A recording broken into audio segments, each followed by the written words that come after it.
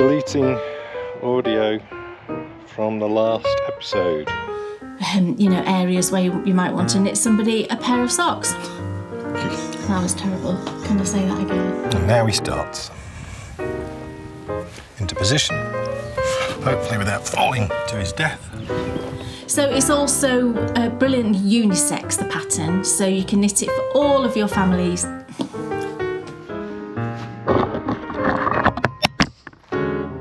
Whatever it's called, this is what this is. So it's a new start. It's called hooking, Kay. I don't think we can say that. He met with a physician round about his 15th birthday, and he described him of middling height, grey...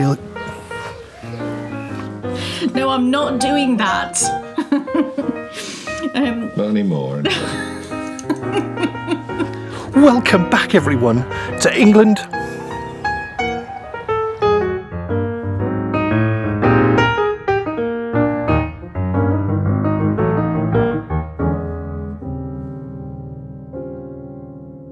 Welcome, everybody, to the Bakery Bears video show featuring our 10-year anniversary. Yay! Can you believe it? 10 years ago, 2 days ago, but it's actually today for us. Yes. Because that's when we're filming. Yeah. We, in the words of Jeremy Clarkson, did a thing. We did a thing.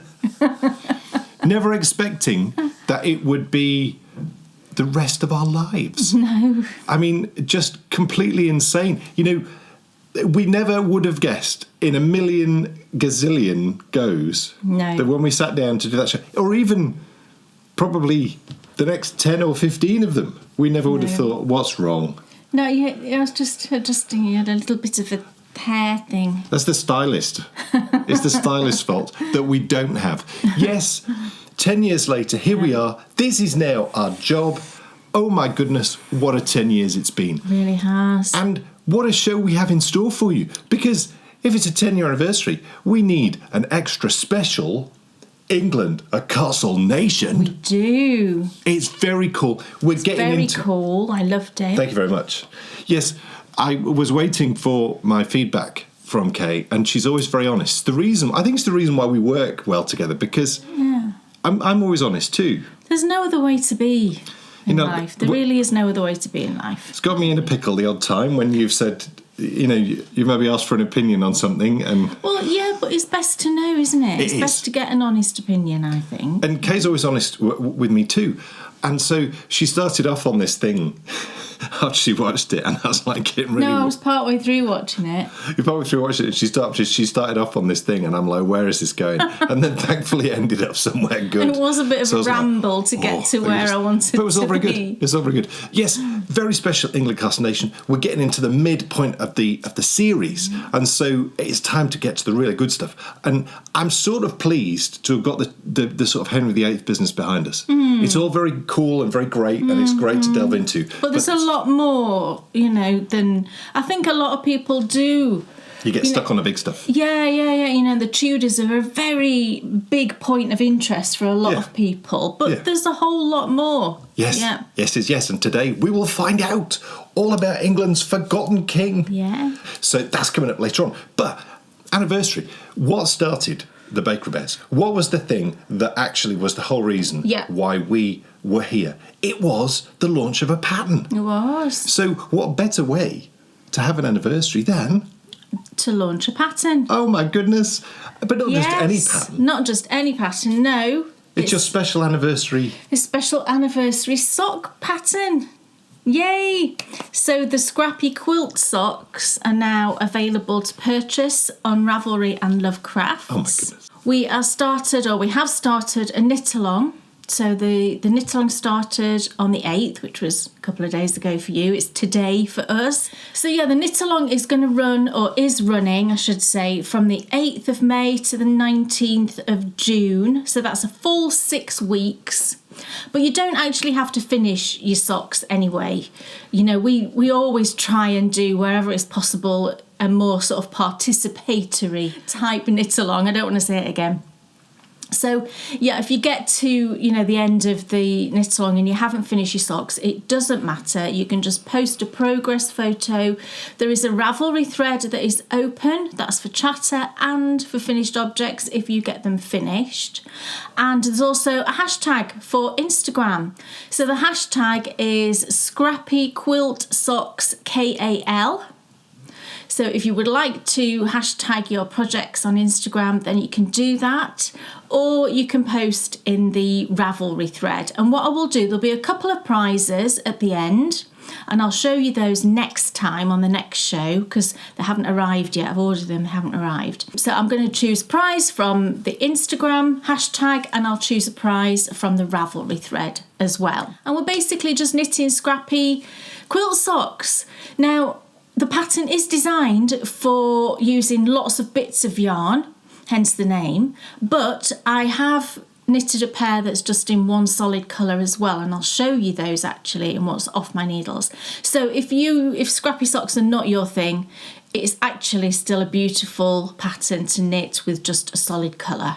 So everyone can join in, and this knit along is open to everyone. It's not a patron exclusive knit along. It's for everyone here that's watching. It's for everyone who's a knitter, anyone who wants to join in and knit themselves a pair of lovely scrappy socks and have a little celebration with us. Oh yes, yay! The patron exclusive stuff has already happened, sort of, because in our patron exclusive show that we broadcast at the end of last month, we were talking very much about all this. We were. Oh yes, so yes, this is for everyone. The knit along, please come and join in. Do. Because it's going to be oh so much fun. Really fun, and it is a really fun design. What's been so lovely with this pattern is you really sort of going the extra mile to create one of those sort of classic sock patterns. Yeah. Which you are just like, oh yes, I want to knit more and more and more of these. Yeah, I mean that is the thing that I love to do the most, and I've learned a lot over the years with designing, particularly socks, and I think I've gained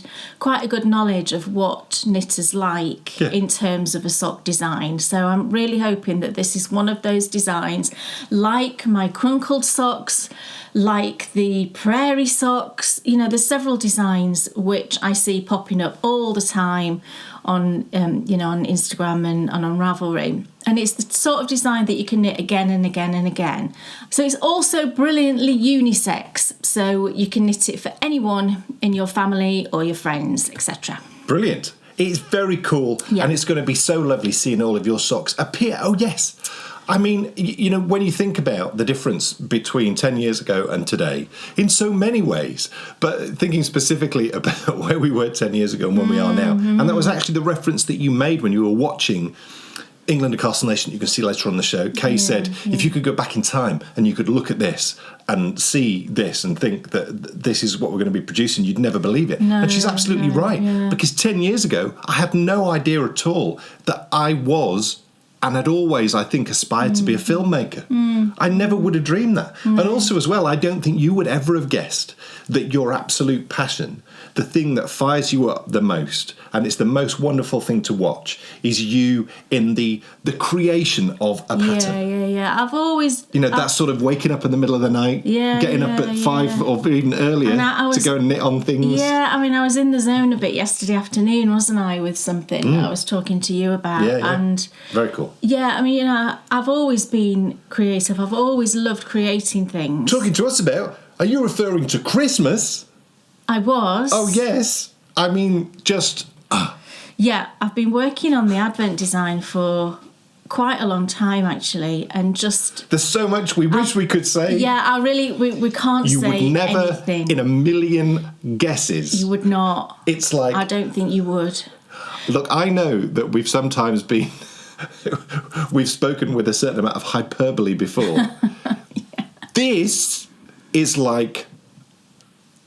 Yeah, it's going to be really different, the Advent calendar this year, for lots of reasons. And the design within it is inspired by how different it's going to be. Yes. It's difficult. Anyway. It's difficult to say. Let's not talk about it. No. But anyway, It's too early. I sort of cracked something yesterday. I was genius. I was making tea at the same time, and I've got all my books and yarn and everything out on the table. So and, I think, you know, that it's just amazing to think that just doing that one show, you know, all those years ago was the thing. I'd always felt that with Kate that there was a thing, and we may have mentioned this before. I always said to her, you know, when we find your thing, we're just going to go for it, because I could always tell that there was like this thing, but never realising that for me, I always saw myself solely as a musician. Yeah. That's what I was. Not anymore, baby. I'm a filmmaker completely, and that is what makes me passionate, and it's what I love. Yeah, that's right. And it's funny thinking about sort of how different your life is, because I always, and Dan will attest to this, I always think of myself as someone who works in a bank. And I know that might sound silly because I haven't worked in a bank for 18 years, but I sort of grew up working in the bank. I started working in the bank when I was 18. I might have said that 5 or 6 years ago. I wouldn't do anymore. Right, but, you know, I started working in the bank at 18, and I didn't leave until I was almost 32 when I was having... No, 34 when I had Bryony. So I worked in the bank for a long time, and my entire life and my social life and everything was centred around working in the bank. You know, I've still got that within me. I still feel like I work in a bank in a lot of ways. But then conversely, I don't. You know, I haven't worked there for a long time, and you know, we do what we do now, and it's fantastic, and we're so grateful to be able to do that. But I think it's just a contrast, isn't it, in how your life changes, because it couldn't be any more different. Our lives could not be any more different to what they were when we first met, really. No, thank goodness. Well, you know, you've got to roll with the changes, haven't you? And life throws things at you, and life threw a lot of things at us, and we decided to make some changes, and thankfully it's been brilliant, you know, a change for the better. Oh my gosh, journey. Yeah. I'm having a journey song moment. I know. Yeah, no, I think that things happen for a reason. We started the show for a reason, and it's been straight up. Yeah, but we made key decisions at certain points that sent us in this direction. We did, but it was always like that. It was, it was, absolutely, it was. So whilst we were producing shows, so you know the whole decision to make this our job, and thank goodness for our patrons. Otherwise, there would be no 10-year anniversary. No, absolutely. And next year is our 10-year Patreon anniversary, and there will be more celebrations then for our patrons. Oh yes, but we'll all be making cakes together. Yes. But yeah, you know, it always was the thing to do, because it's always been such a positive experience. There's never been it's been constant. It was obvious that that's what we were supposed to do. Yeah, everything happens for a reason. Yes. And my goodness, it does. What a show, and we need to get on with it. We do. Because there's lots of lovely what's on your needles, of course. There's lots of lovely what's off your needles, and of course, England and Castle Nation to get to later on in the show. So without further ado, I should say, Kate Jones, what's on your needles? Well, you are incorrect by saying... what's on your hooky? Yes, because my first project is a crochet project. Oh my goodness. This is so exciting. So this is a new project, a new start, a new... Whatever you say when you start a crochet project, but there'll be a little bing going on. But this isn't a cast on. Oh, you think I can't count it because it's not a cast on? No, it's fine. We had this conversation before. I know. I mean, it was counted. I suppose you're still... I mean, to cast on, I suppose you're casting on those first stitches. I suppose with crochet you're creating those first stitches. Anyway, whatever it's called, this is what this is. So it's a new start. It's called hooking, Kay. I don't think we can say that.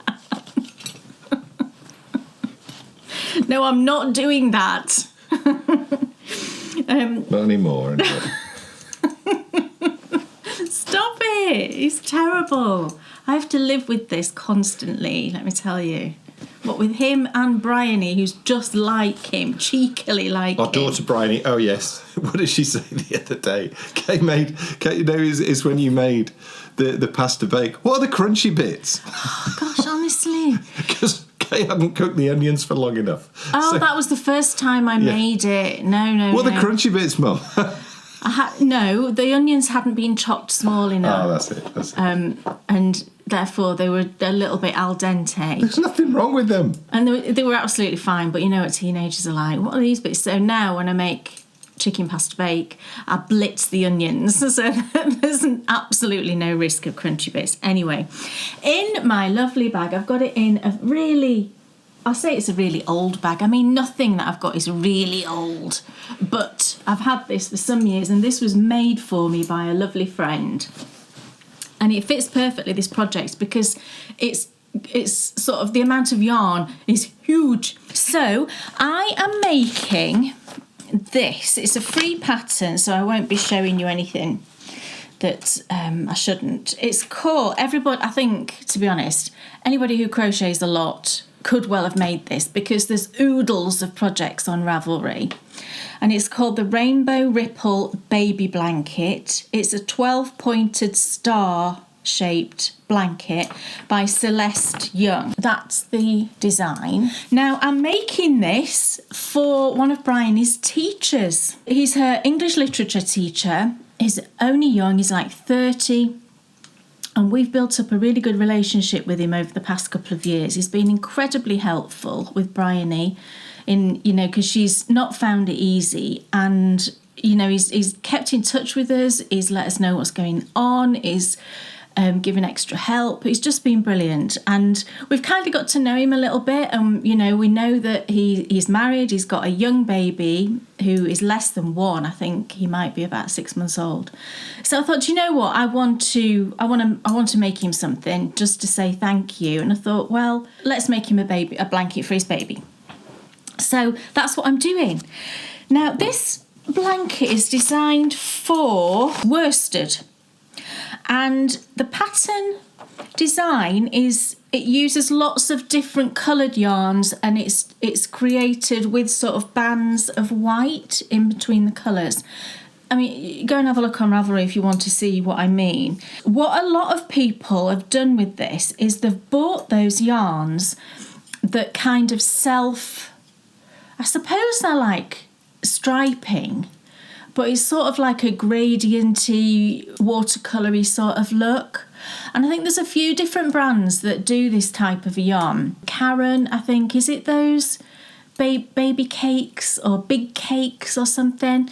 And they come in these huge cakes, and they're sort of, like I say, they're sort of self-striping, and they've just used that one yarn and just crocheted it, and then it creates this kind of swirly gradient effect. So that's the sort of route I was initially taking, and I bought a skein of yarn just to try it out. I didn't know whether I would like the pattern. I didn't know if I'd be able to do it, because it's not a difficult pattern at all, but I'm not used to doing this kind of a pattern. I'm just used to doing granny stripes, really, and granny squares. So I got this yarn, which is from Signet. That's a UK company based in Bradford. Like a lot of UK yarn companies come from Bradford.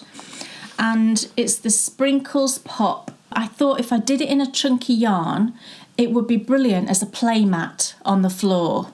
You can spread it out, you can lay, like when babies are not quite crawling, or when they first start to crawl, and you just lay them, don't you, on the floor, and they've got their toys and whatever.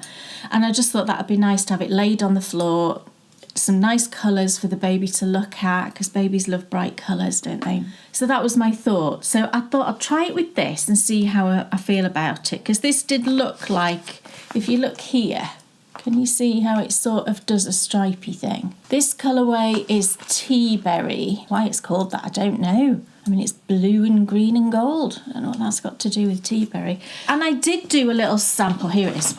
Let me show you.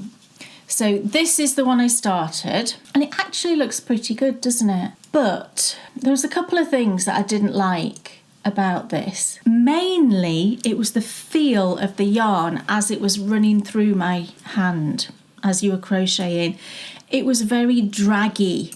It didn't sort of flow. You hold it, don't you, through your left hand, and if you're right-handed. And it just wasn't, like I said, it was really draggy. And it was a pain, and I just didn't like that. It's soft, it's acrylic. It's just 100% acrylic. so it's soft enough, but it's got a weird kind of feel to it. It feels like there's something on it. And I wonder if that's why it's sort of draggy. It just feels weird. So that was the main reason that I kind of dismissed this yarn. And also, because you're working in a circle and not back and forth like this, when you join, can you see here where I've ended around? The colours are completely different. And I just found that you can see the jog, can't you, here, look? And I find that a bit distracting to my eye as I look at it. Do you know what I mean?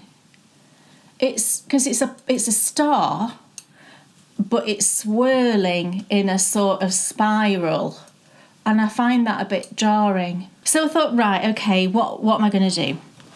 Now, I had a big long look at loads and loads of yarns. I looked on Ravelry to see what people had used, and I looked at those yarns, but then it was the colours. Because I obviously don't know what their colour preferences are, I didn't want to choose something that, you know, could be disliked, you know, because, for example, if I'd chosen like bright reds, bright oranges, they might hate those colours.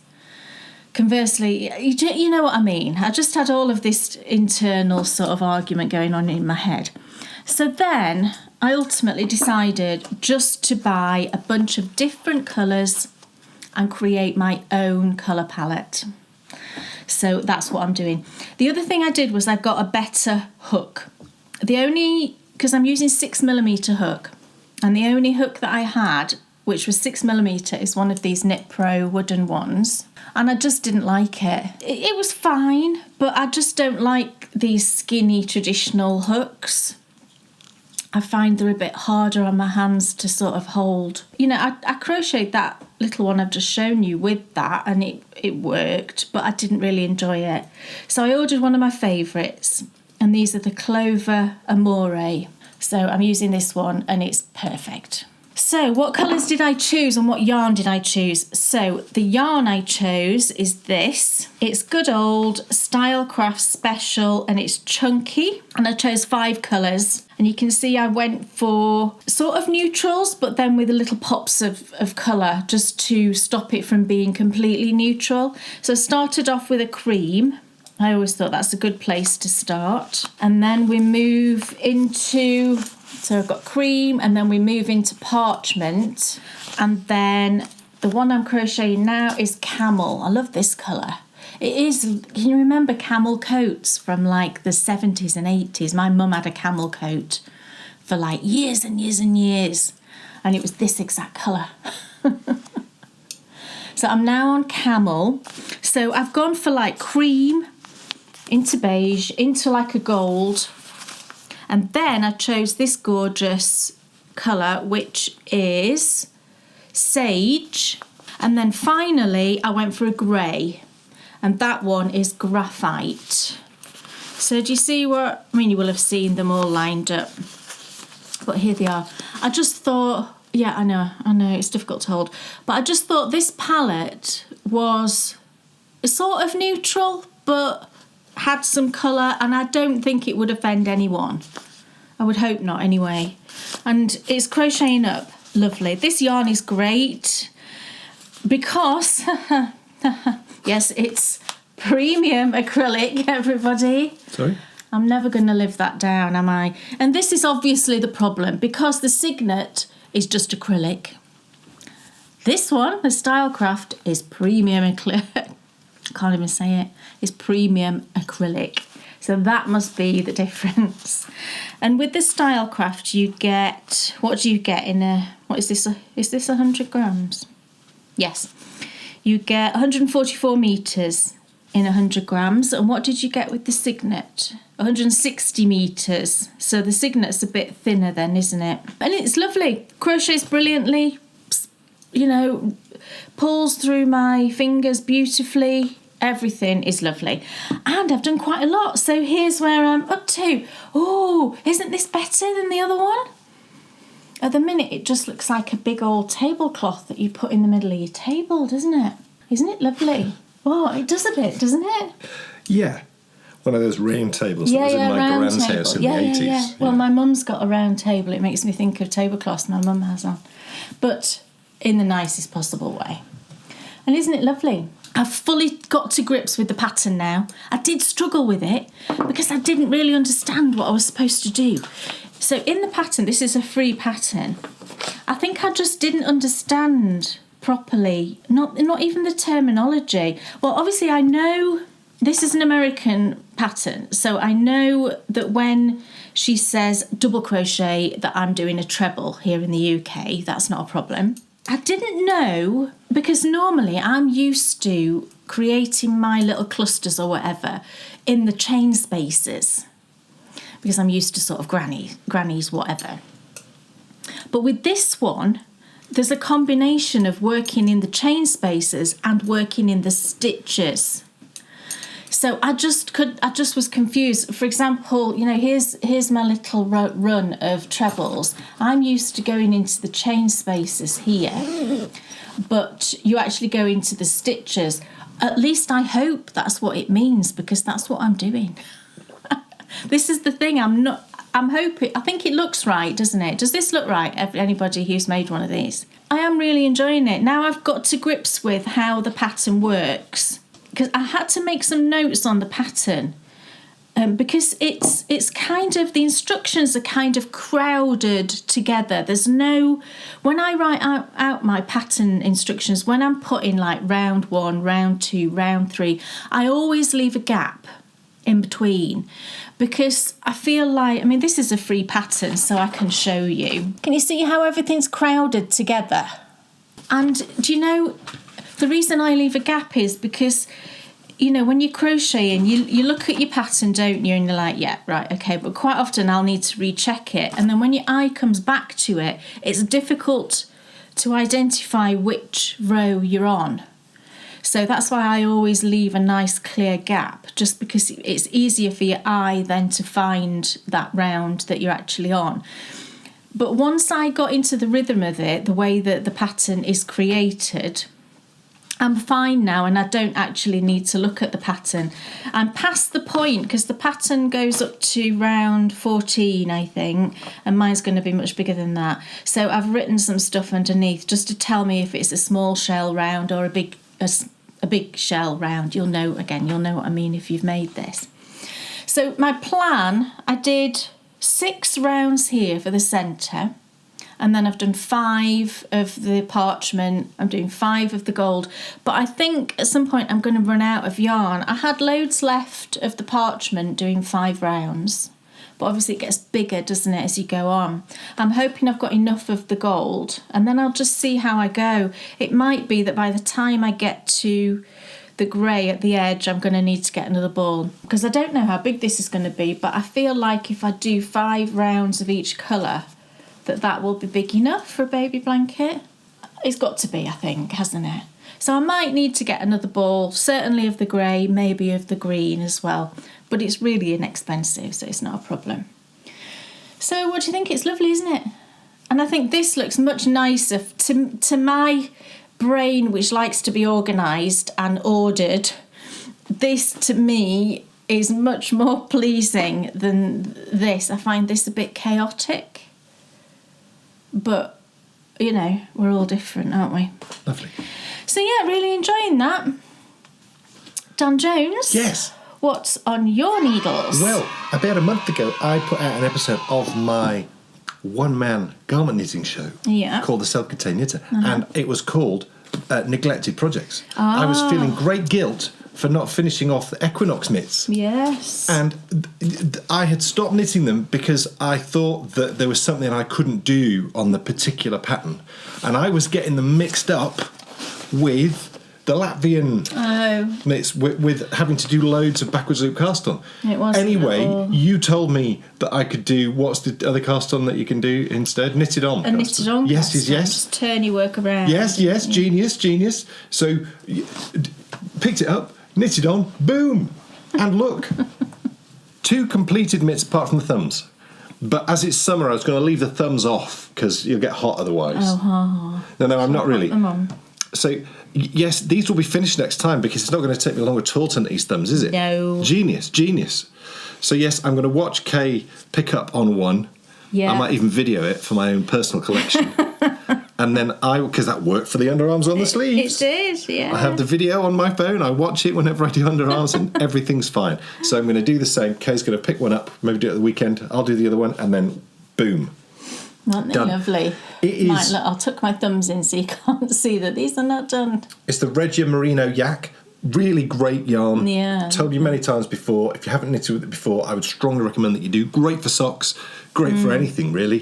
Colourwork's great. Really, really good for colour work.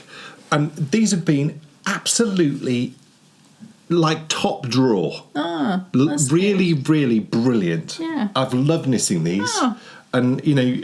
I haven't written this pattern up. I just wrote this pattern for Dan's birthday as a gift to him. But it may become a patron pattern next year. Ooh. I think that's my plan for it. Ooh. There'll only probably be, maybe there'll be 2 sizes. I'll see if I can make it work. It depends on It's the absolute business. the lace and So whether much. I can make that work for 2 sizes. So much fun. So, yeah, they're lovely and they're surprisingly warm, you know, even though they're only fingering weight. Yeah. Because I had this on the other night. I don't know what, I think I was just trying it on for size, wasn't I? Yeah. I was like, gosh, they do feel really, really nice and warm because it's at quite a nice gauge. Yeah. I think you're using, what size needle? 2.5 mil? These are 2.5 mils Yeah. and these are the Knit Pro Cubics. Yeah, so it's a really nice gauge. It's got a texture pattern on here which sort of adds to a little, you know, the warmth, I feel like. And just really lovely. I can't wait to wear these. I do like wearing mittens when I go for a walk because I don't need my fingers out or anything when I'm just out for a walk. So I do often wear mittens. These will hopefully become a patron pattern at some point next year. Excitement.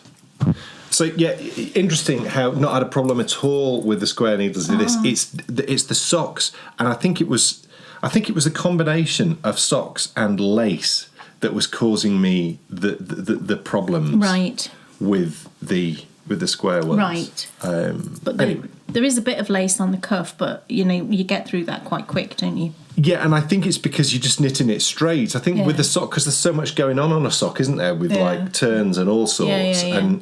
and that was it. Because the lace has gone on over the top of the foot whilst you're coming round the corner. That sounds funny. And that's where the problems were arising. It was difficult picking up stitches and dropping them off, and things were slipping off. There were Yes. things were slipping off. Yeah. So anyway, Equinox Mitts, next time, finished. And it just goes to show, you know, how many of us have neglected projects. Actually, it's best to face your fears. Get you know, them done. Get them done, get them off, and then lovely finished Absolutely. project. Yes. What else is on your needles? No, sorry. Yes. What's on your needles? Oh yes. Because last time I was confused. you were hooking. I know, I was hooking. So my next project it's Bryony's Witchy Socks. So these socks, I showed them a couple of shows ago. It definitely wasn't last time, it might have been the one before. And Bryony had challenged me to make her a pair of socks. She wanted them long and she wanted them to look like witches' stockings. So challenge accepted, and I dyed up some yarn, and she wanted green and black, because we could have gone a few ways, couldn't we, with witches' stockings? Purple, black, orange. But Bryony loves chocolate. Purple, green, orange. I don't know what you said. I said she loves chocolate. What's that got to do with stockings? Green and blacks. Oh, green and blacks. For goodness sake. Oh, She wouldn't like green and blacks chocolate. It's too don't- sophisticated. I don't really like it. Do you not? Green and blacks? I buy you that sometimes. No, you don't. Not really. I do sometimes Not buy you not green too and much. blacks. I'm more of that Galaxy was nice. Oh, right, okay. I didn't know if you like Galaxy To- chocolate, because Galaxy chocolate is different, isn't it, to like Dairy Milk? Galaxy is very smooth. Yeah. Smooth. Yes. Yes, Yeah. it's nice. It's nice.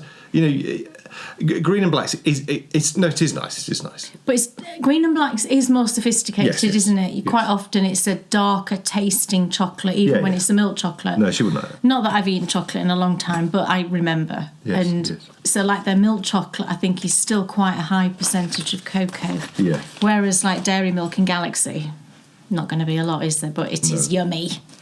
So yeah, I dyed up 2 yarns.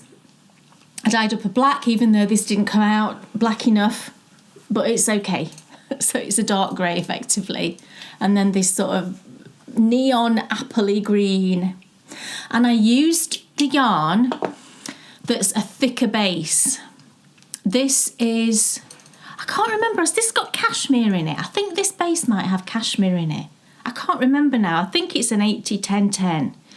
But you only get 365 metres for 100 grams. So it's a lot plumper than a normal fingering weight. And because of that, I'm able to knit a 56 size sock, 56 stitches on a 2.75mm needle, and it's working absolutely perfectly.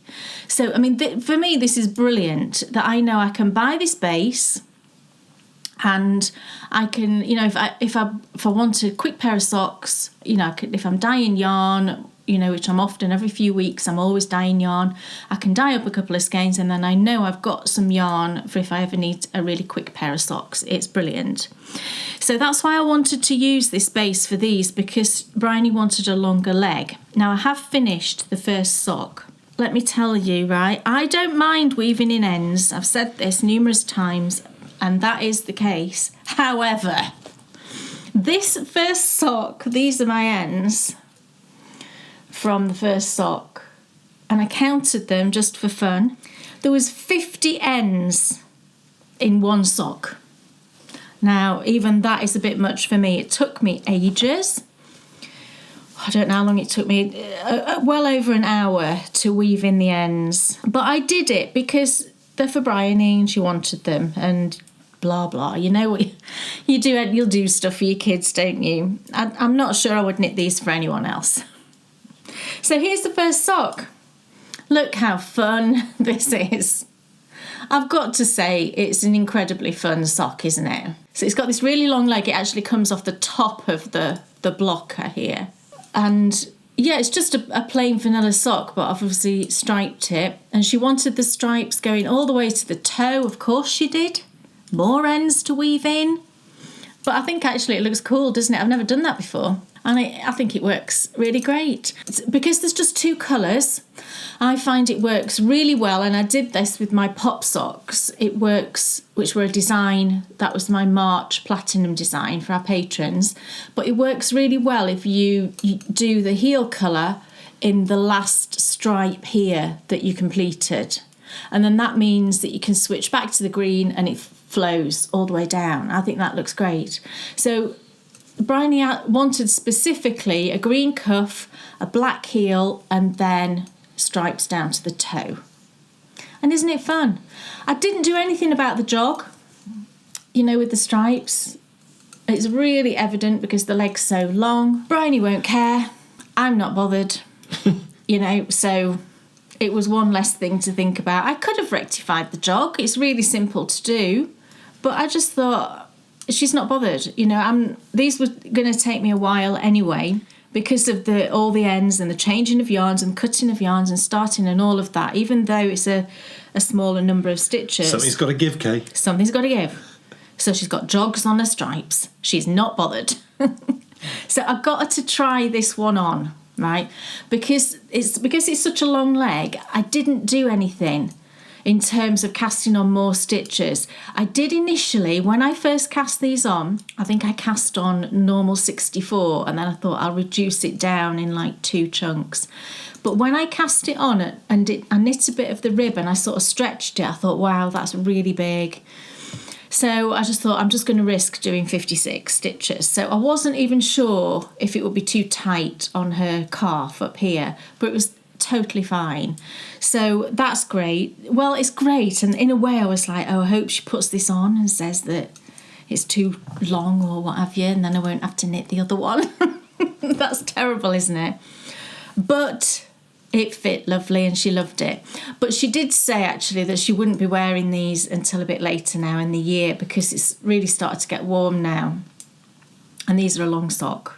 So I'm not in any rush to complete the second. I said, that's great. I will just knit it whenever I want to knit it. And the second sock will be done in plenty of time. Certainly before she goes off to university in September. It's only May now, isn't it? So that's my deadline, if you like. But isn't it lovely? The only thing actually with these is there is cashmere in, I've just remembered, because I mentally said in my head that I'm going to have to hand wash these, because really I would be concerned that over time they would get a bit felty. Yeah, I mean, maybe this will be a pair that I keep at home for her and she can wear these when she comes home. Maybe I'll do that. So I have got the second one literally just cast on. I did it last night and I've done like 2 rounds. That's all there is. But it's on the needles and that's half the challenge, isn't it? Just getting them on the needles. And I don't do anything. I weave my ends in at the end. I know a lot of people weave in, do a kind of as you go thing, and I have tried a couple of those and I just don't like the way that it looks in the fabric. To me, you can kind of see it on the front side of the fabric, so I don't do that, and I just, I spend the time, and I leave my, you can see here, I've turned it inside out, I leave my ends a little bit sticking out. Can you see that? Because they always sort of jump back a bit, don't they, when you wash them? So yeah, I weave them in and that's it. And I've never, in all the years I've been weaving in ends, I've never had any problems with the ends coming loose or anything. So I think that's testament to the fact that works, and I will carry on doing that even though I've got another 50 ends to weave in when I do the next sock. Now then, I'm knitting a hat. I'm knitting it with this West Yorkshire Spinners Colour Lab. And I was looking at this the other day, this colourway, and I thought that is an evolution. Oh, get colour. On, man. Have you seen what it says on the label? This made us laugh when we were filming it. I mean, come on now. Come on. That is, as greens go, that is an evolution. I wonder where that comes from. So yeah, on the label, the evolution in colour. Yeah, it says I can tell you where it comes from. Evolution in colour. It comes from an advertising executive who hasn't seen the yarn and is just trying to think of something that's going to sound good on a ticket. Well, I just wonder what makes it an evolution in colour. Nothing. It doesn't say anything. It's called a buzzword. Maybe it is, but it's a nice green. It kind of matches on top, but it's a nice green. It's but a bog standard green. I wouldn't say it's an evolution in colour. Am I being unkind? No, you're not being. It was me who said it first, right. And I could pull out plenty of skeins of yarn from behind there that you could say that is an evolution in colour. I mean, Colour Lab. Yeah, I know. I mean, what? Maybe they've got a lab. Yeah, but that's what they want us to think. They've got all these wizards in there coming up with amazing colourways. Maybe they do. No, they don't. We don't know. Well, looking at that, I can hazard a guess. If that is what the wizards of the Colour Lab have come up with. It's the sort. Now, don't get me wrong. It's knitting up perfectly fine. It's fine. It's not very soft. Well, it isn't. It's not soft at all. But for a dude walking his dog. Yes, perfect. It's 96% British wool, 4% viscose, and the viscose will be the little neppy things. Yeah. Can you see it's little? There you go. That's a good shot of it, isn't it? And I am knitting the angel hat. Yes. Which is designed by Kay Jones. Free pattern, everybody. Go and grab it. You can knit yourself an angel hat. I put this out in 2017. So I put this out as a thank you to everyone for sort of everything that Dan had gone through health-wise. Yeah, and it's been a free pattern out there since 2017, and it's very well knitted. There's thousands of downloads, which is brilliant. That's what you want from a free pattern, isn't it? You want people to go and use it. That's what it's there for. So yeah, it's designed for an Aran or a worsted weight yarn, and it's just got this lovely texture pattern. As you can see, it's gorgeous. Thoroughly enjoying knitting it. Very fun. It looks lovely. And it's a present for my brother Dom for his dog walking. Really lovely, nice. Lovely. And it's got this deep brim, which you can either not cuff or you can not cuff, And I'm knitting it on the square needles again, and they're just perfect. Lovely. Yes. What else is on your needles? So my last thing is another pair of socks, and it's Dan's socks. And this is interesting, actually. But not this Dan. What do you mean, not this Dan? Dan Campbell's socks. Oh, I'm not sending them to Dan Campbell. No, I wasn't meaning that he was going to have them. Oh, meaning right, okay. you should call them the Dan Campbell socks. It's the wrong blue, sadly. But it's Detroit Lions themed. They are. Yes. They are, but it's the wrong kind of blue. But anyway, yeah, it's Dan's socks, which I showed you last time, and I haven't finished the first sock yet. But I have been working on it, pretty much every working day I've been working on this. I've just not been working on it on a weekend. And this is where I am up to. You can see I am well down the foot, but Dan's socks need to be very long. His foot is 12.5 inches long, so I tend to knit to about... Now, the toe I use these days is a slightly longer one. It's a modified umbrella toe, and it's about 3 inches long. So whatever that is, I knit to. I knit to 3 inches less than I actually need. 9.5 inches, something like that. 10 inches, I don't know. I can't work it out. And then I'll do the toe. So I've still got quite a way to go, and I've been doing 3 repeats a day on this. And this pattern, it looks cool, doesn't it?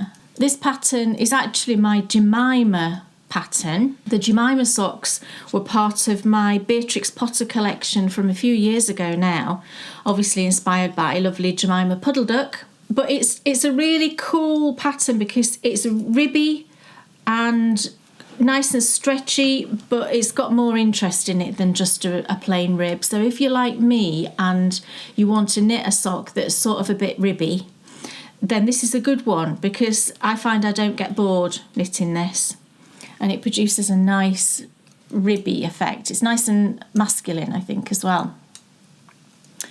So this yarn is the Exmoor sock from John Arbon. This is one of the skeins that I haven't undone yet. And I'm using 2 colours. The blue is called Plashers. Splashers, but with no S at the beginning. I don't know what that means. It'll mean something, won't it? And then the grey is called Mizzle, which is a lovely word, isn't it? Mizzle. The only sort of modification to the pattern that I'm doing is I do a longer heel flap for Dan's socks. So I do a 72 stitch sock for Dan, and so instead of 36 rows, I do 40 rows, and I find that just gives a bit of extra room across the instep, which is great. And I'm just working my way down. Now, I've knit with this yarn quite a lot now. Doesn't the pattern look lovely? Oh, it's so nice. And my opinion of it hasn't changed to the last time when I spoke about this. I'm still not mad about it. And I haven't had any more breaks in the yarn, actually. I've just had 2 so far in this 50 gram skein. And I think a couple of people did comment that they hadn't had any breaks when they'd used it. That's fine, isn't it? That's good. But I'm just telling you sort of my experience. But the thing that I'm not enjoying the most, I would say, is the fact that there are, it does go thin in spots. And I mean, I wouldn't say that's, how would I describe how many times that's happened? I wouldn't say a lot. I would probably say quite often. Do you know what I mean? And when it goes thin, it goes really thin, and that sort of bothers me a bit. I do like consistency in my yarn. I've spoken about this before with certain yarns, and it's, I would prefer it to be consistent, because my worry is always that at the spots where the yarn's thinner, it's not going to be as hard wearing, is it? And I have had a lot of people that have said, actually, this is really good sock yarn and it is hard wearing, so that's brilliant. But also, I've seen some who've said it isn't. Oh, really? I haven't seen those. Yeah, well, there's a new comment on. Oh, really? Yeah. What did it say? It said that they also had a skein which also had loads of knots in it. They contacted them and they sent them another one free, which was lovely. Right. But she said that she didn't wear the socks very long at all, and massive holes appeared in the heels. No, that's not very good, is it? Well, I'm gonna carry on with them. I'm perfectly happy to knit them, if you know what I mean, but I'm not drawn towards them. I'm knitting them because I've scheduled in the knitting every day, and I have to do it, as part of my that looks all right. Routine. Yeah, I mean, and it feels fairly robust. Yeah, and I think it might be all right. We'll report back. We'll let you know. If I manage the wearage. If it does wear holes in really quick, then I'll be really, really disappointed, because it looks like a beautiful sock, doesn't it? It's knitting up really lovely, and it would be a shame, especially when it's a yarn designed to be for socks. Yeah. So we'll see how it goes. I'm enjoying the pattern. I think it looks really nice in, especially for a manly sock. I think it looks really nice. And yeah, I'll just let you know how it goes. These are taking me longer than a normal pair of socks for Dan, and that's just down to the fact that I'm not really that inspired to knit the yarn. Usually, I engage a lot with the yarn. You all know that I really have to really enjoy the yarn. So I'm knitting these because I've got to knit them rather than wanting to knit them, because I'm not mad on the yarn. But we shall see. And we found a way to keep her motivated. Yes. Because I made Kay a coffee. Oh my gosh. So I've not drunk coffee for years, right? Because I had a spell of it bothering my tummy. So I just stopped drinking coffee years ago. I'm all right with tea. I don't have a lot of tea. I have a couple of cups a day. But just the other day I can't remember. I smelled... No, I've been trying to tempt you into my web. Dan's been like, oh, make you one if you want. For ages. And I'm like, oh no. And he said, look, you're just at home. It's not a problem. So I said, oh. The other day I was like, do you know what? Make me one. Just a one shot. Don't go mad with the caffeine. And you did. You made me a one shot flat white. And you didn't really like that because you like the milk a bit hotter. So yeah, I pushed the milk up to cappuccino sort of milk. Well, the one that you made me the day before yesterday, in fact, I took a photo, here it is, was absolute perfection. Yes. The one yesterday was more like a cappuccino. Well, which is fine because... But they were perfectly, fantastically lovely. Yeah. And so I've only been having like a little teacup. You could see that in the photo. So there's not a lot. And I've been fine with it. And I'm not having one every day. Well, I haven't had one today. The day's not over yet. So yes, our way of keeping Kay motivated for knitting my socks is I lace her with coffee. She gets wired, and then she's off. That's why she's like up in the middle of the night knitting on socks. Do not. No, it's not true. It's not true at all. No. It's all the tea.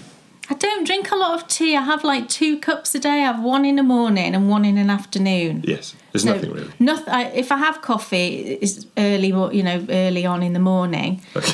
My last cup of tea is like 2 o'clock in the afternoon, and then I don't have any caffeine. That's enough justification of your life. You don't need to know my caffeine take. Who's ready for a brand new episode of this year's historical documentary series? I know I am. Henry VIII has come and gone, and that's why it gets particularly exciting right now, because I suspect we're going to start to delve into some stories that you might not know. Yeah. But even if you do, they are wonderful stories to really sort of get into and to understand. And the first character, one of the real stars, I think, of the Tudor age, is the second Tudor king. It is, of course, Henry VIII's son, and he is, without doubt, our forgotten king.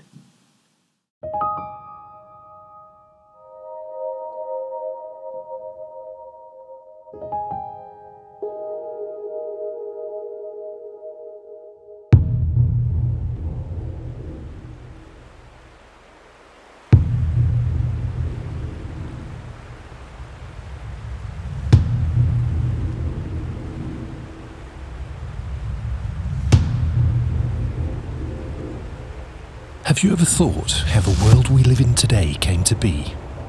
Why do so many of us live in houses made from bricks? How do most of us end up in a supermarket every week? How did some of us get the surnames we have? And why even do many modern day jobs exist?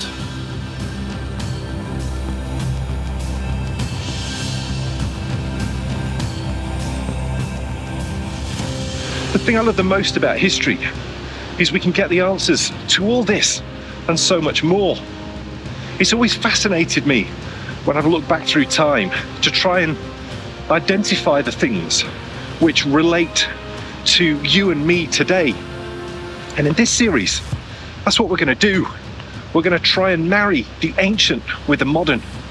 We're going to take a look at the end of the ancient world, a world that our ancestors knew so well. And we're going to tell the story how it all started to change and become the modern world that you and I live in today.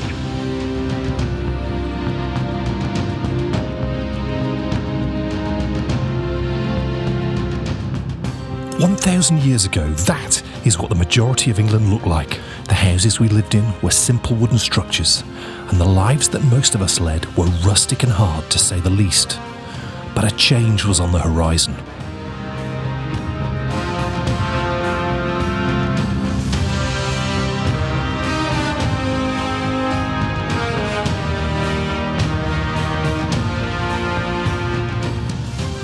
Technological innovation from the continent was about to burst onto the scene that would completely transform the lives of all of us. The dawn of the castle had come, and in this series we're going to tell its story. Where did these gigantic structures come from? Why were they invented? And why were so many built so quickly?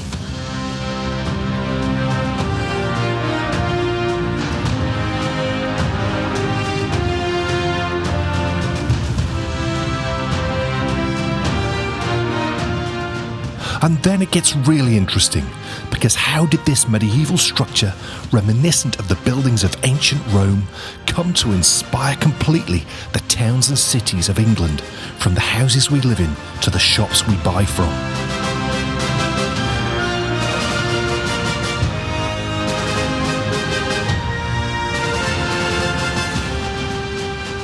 Along the way, we're going to tell the story of the kings and queens who unsuspectingly ushered in this change. A change that would lead us on a path to something completely unexpected, to civil war and a republic.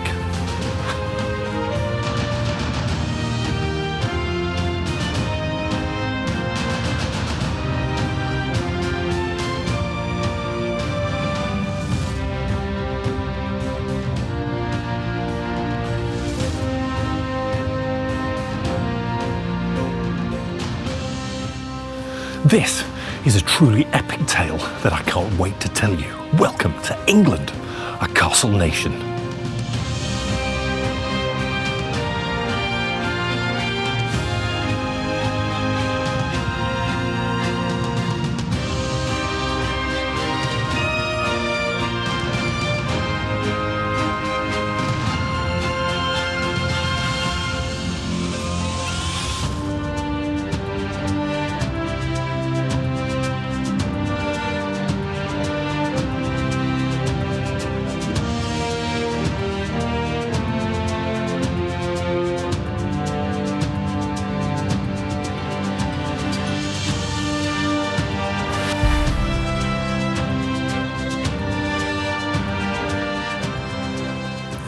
Welcome back everyone to England, a castle nation. And after our last two episodes, which were fantastic, weren't they, as we visited the wonderful town of Helmsley, today we've moved on to a brand new destination. And this is it. I'm currently stood on top of William's Hill. And this was once one of the most important castles in the north of England. And I have to say, it's possibly one of my favourites.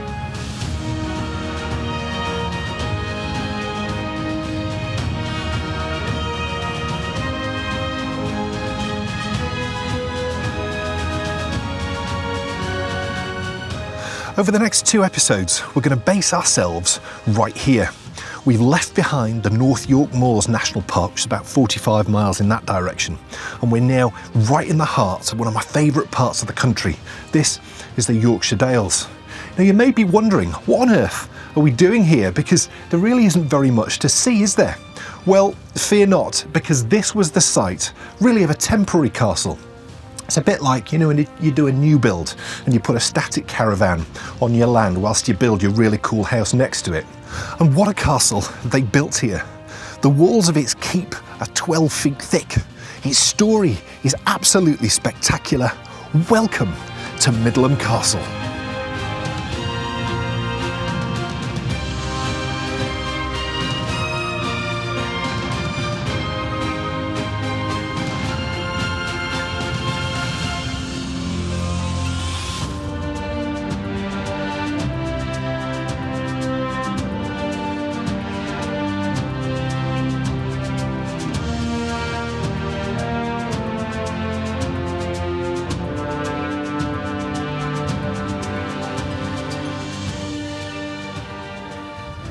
It's wonderful, isn't it? There's so much left to explore. And that's because whilst it was built by the Rufus family, it actually passed by marriage into the hands of the Nevilles. And the Nevilles were one of the most powerful northern families in all of England.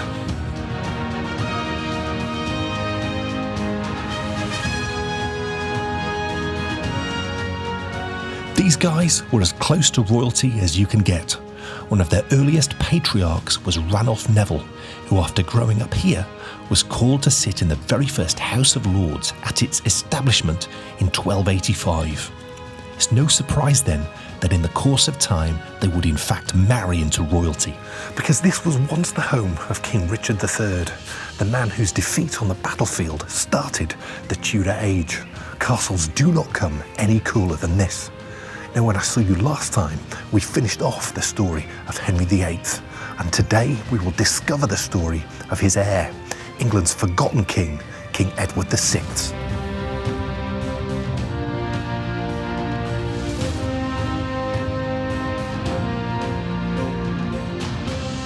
In today's episode, we're going to uncover the story of who was actually in charge and how a sibling rivalry took the country to the point of civil war. Sat at the heart of this tale, though, is a boy king who somehow charted a course through these most turbulent times. He was the first monarch born into the role of head of the Church of England, and it was actually under his watch that many of the Christian traditions passed down to us today were introduced. That, though, is just part of the story, because whilst all that was happening at court, far away in London, Here in the countryside, huge innovations were transforming the lives of ordinary citizens. Just imagine living in a world where all you knew was an open hearth and a house full of smoke, and then just think how it would be transformed with the introduction of a properly flued chimney, sucking all that smoke out of your house. And what about beds? This is the time in history when beds as you and I know them first came to be. Just imagine how that would have transformed your life. But before we begin the story properly, I think we should find out a little bit more about Middleham Castle. And to do that, why don't you join me back on the top of William's Hill.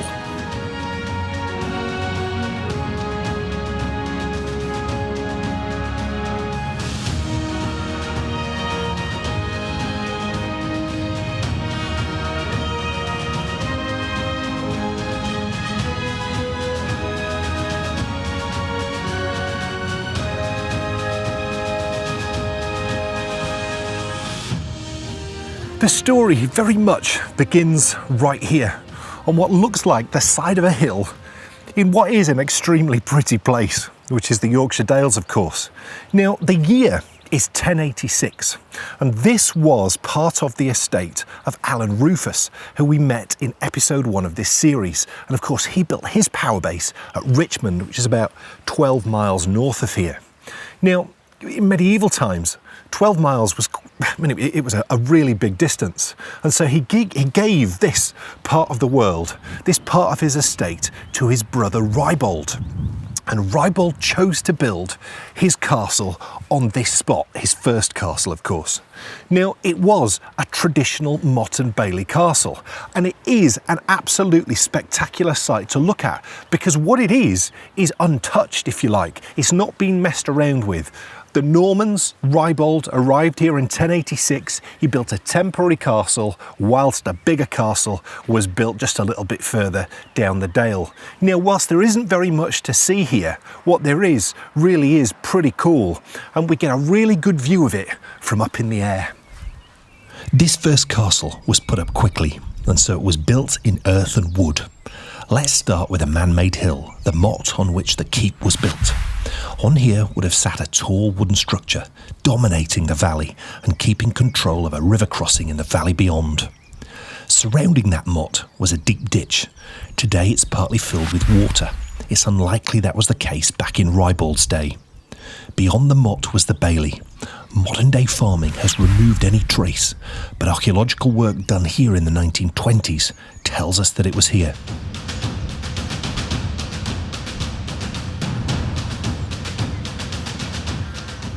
For decades, Rybold's wooden castle sufficed.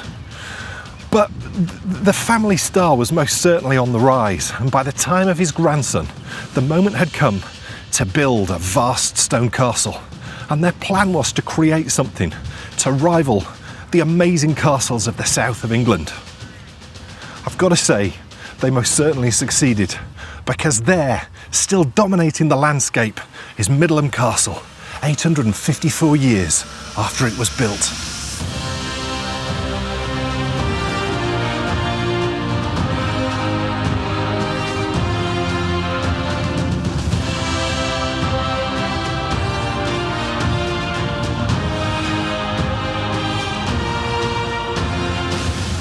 Now, many of you may wonder how these castles were planned and built, because it's not quite the same as today.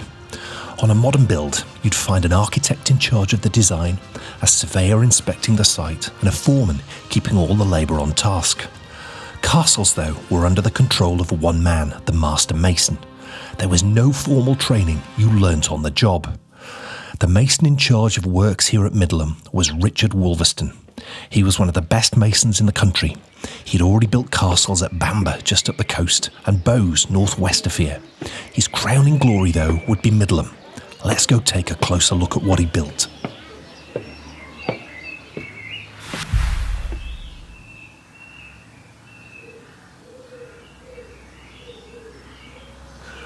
Welcome, everyone, to the keep here at Middleham Castle, and it is absolutely amazing. Now, what makes it even more amazing is that this part of the castle is the oldest part. And most places that I go to, in fact every castle I can think of that I've visited, when you get in there it's been changed and upgraded, and over the years that the castle was active, the most latest year that the castle was active is normally the bit which you can see the most of. Here, it's just spectacular to think that this keep was the original one, built by Rybold's grandson. And it is completely amazing to look at. It's just vast. The keep is a whopping 49 feet tall. It's 78 feet wide, with walls in places that are 12 feet thick. You can see why successive kings of England would spend time here. It was 2 stories high. The first floor featured a great hall where the household would dine, a great chamber where guests would be entertained, an inner chamber where the really special guests could spend time with the Lord and Lady of Middleham, and a pantry where food and drinks would be served from. And so it was that the castle passed into the hands of Mary, Rybold's great-great-granddaughter. She was born right here, and now this had become her family home. Not long after she'd gained control of the castle, she married Robert Neville. Now, Robert Neville was part of the Neville family, and the Neville family, they'd arrived with William the Conqueror in 1066. They'd been given lands in the north of England, they'd married well, and now they were, perhaps, of the whole country, one of the most important aristocratic families. It's sort of fascinating to consider Mary and Robert walking through these buildings and knowing this place so well as their family home. And as their star now started to rise, Mary and Robert had great plans for improvements that they wanted to make. Now, the castle we see today was built in much the same vein as a traditional motte and bailey. There is, though, one thing missing: the motte. Here at Middleham, it was replaced with the vast stone keep. Surrounding it was a bailey wall and an outer ditch. It's clear, though, from the construction that the owners were much more interested in a grand house than a castle fortification.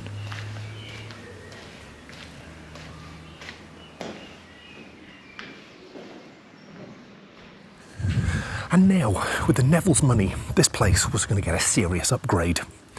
Mary and Robert built the amazing outer walls that we see around the keep, and to go with those walls, they decided that they were going to build themselves some really spectacular apartments, and we can see what they did right up here. The new outer wall provided second floor accommodation on 3 sides of the castle. Here in the southeast corner, we find the private rooms of the Lord and Lady of Middleham. We can see from the height of the ceilings that this was high-class accommodation. These rooms had all the mod cons, including 2 private bathrooms.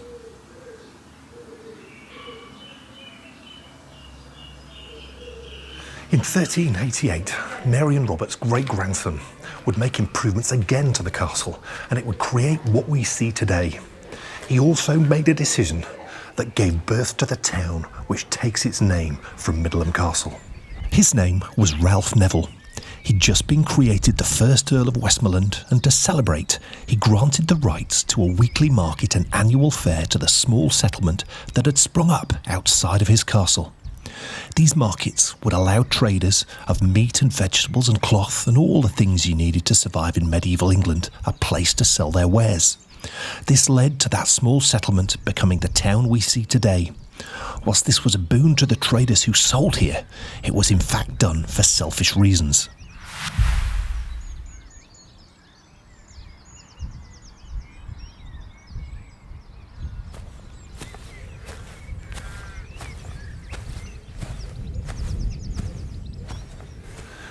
This is one of the many castle kitchens, and when this place was full, it consumed vast amounts of resources because there was the lord and lady, there were knights, and there were people to look after the horses, and there were people to look after the dogs, and then of course there was the horses and the dogs.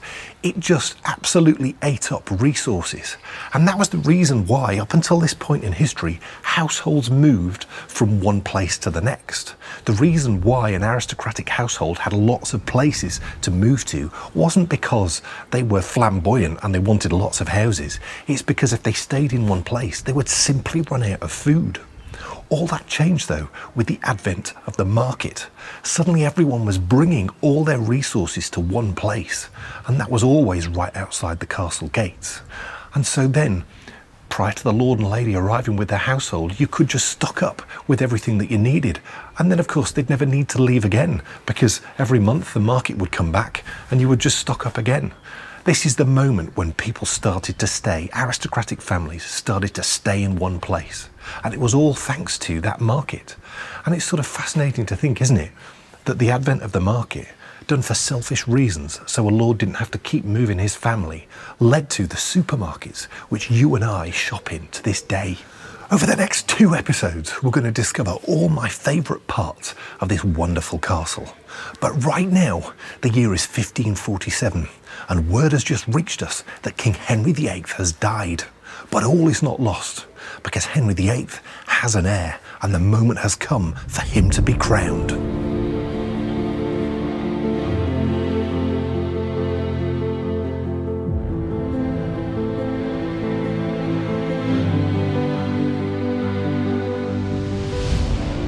King Edward VI's coronation took place here at Westminster Abbey. It was a unique event as he was the first monarch to be appointed Regent of England and head of the Church of England. The coronation ceremony was drastically shortened for the event because there was a slight problem. The new king was only 9 years old. Throughout history, it didn't matter how old you were. If you succeeded to a throne, you were a monarch chosen by God, and so events progressed perfectly normally. At the party afterward here at the freshly repainted Westminster Hall, the floor was strewn with fresh rushes and cloth of gold hung from the walls. The new King Edward's diaries remain, and he wrote about the day that he sat at the top table with a crown on his head, much like a lord in a great hall, with his uncle at his right hand. But until Edward turned at least 14, he was just a figurehead. The man in charge was in fact that uncle, Edward Seymour, freshly appointed Lord Protector of England. Lord Protector was a role taken by the leading man of the country when the monarch was too young to command the court. Brother of Jane, uncle to the new king, what better man to lead the country until King Edward came of age?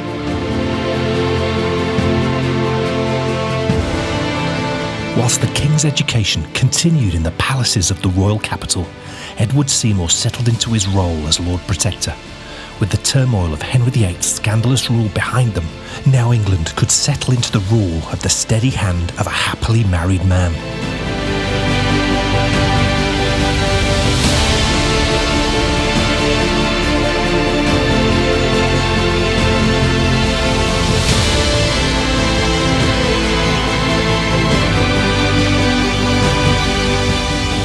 If If only that had been true, because England's new Lord Protector had made a fatal mistake literally the moment he took office. He appointed his brother as Lord Admiral of England. And whilst that was a position of immense power, his younger brother was tremendously jealous of his elder brother's position as Lord Protector. So the younger brother concocted a plan, because there's nothing worse, is there, than sibling rivalry. How did that affect the population of England? We're going to head out into the fields where 90% of that population worked to find out. So thank you so much for watching this first part, and I'll see you later on in the show for more England, a castle nation.